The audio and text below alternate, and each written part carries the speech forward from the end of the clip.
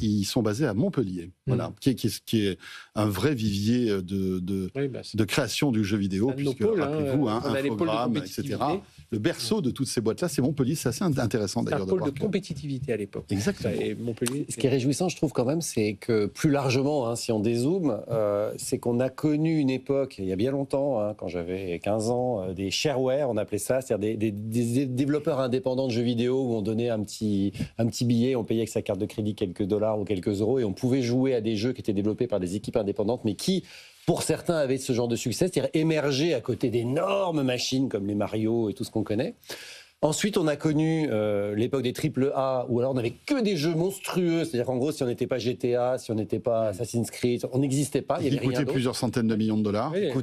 Et depuis maintenant, je dirais 5-6 ans, on revoit émerger avec la mode du PC gaming, avec la mode des consoles portables, des studios indépendants qui arrivent pour quelques millions à développer des jeux. Alors la plupart crèvent la faim, quand même, il faut le dire, c'est pas facile. Ouais. Mais un certain nombre, chaque année, comme ça, arrive à émerger et avec un produit finalement peu coûteux, même s'il est très beau, en l'occurrence, et très réussi, arrive à faire des vrais succès et des succès vraiment de niveau mondial. Donc je trouve ça très réjouissant qu'on retrouve finalement une sorte d'artisanat du jeu vidéo qu'on n'avait plus depuis un certain temps. Et avant de donner la parole à Michel, ce qu'il y a de fou aussi, c'est que ce jeu, en fait, a des notes qui sont hyper élogieuses. 9,7 sur 10 en moyenne. C'est rarissime. Et sur Steam, il affiche une moyenne très positive avec 35 000 évaluations. C'est-à-dire que tout le monde est d'accord. La presse spécialisée jeux vidéo et puis les joueurs. C'est ça qui est cool. Michel.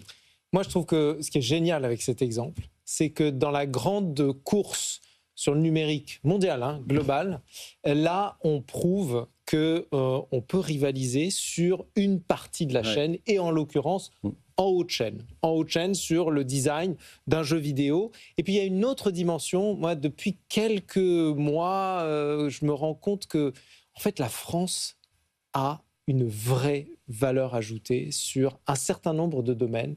C'est le cas du jeu vidéo. C'est le cas, on le sait depuis très longtemps, dans le monde culturel, dans la gastronomie, dans la création d'expériences.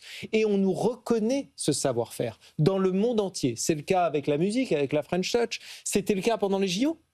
C'est le cas dans plein de domaines, dans plein de secteurs où on crée une expérience. C'est le cas dans l'artisanat d'art. C'est le cas dans le luxe.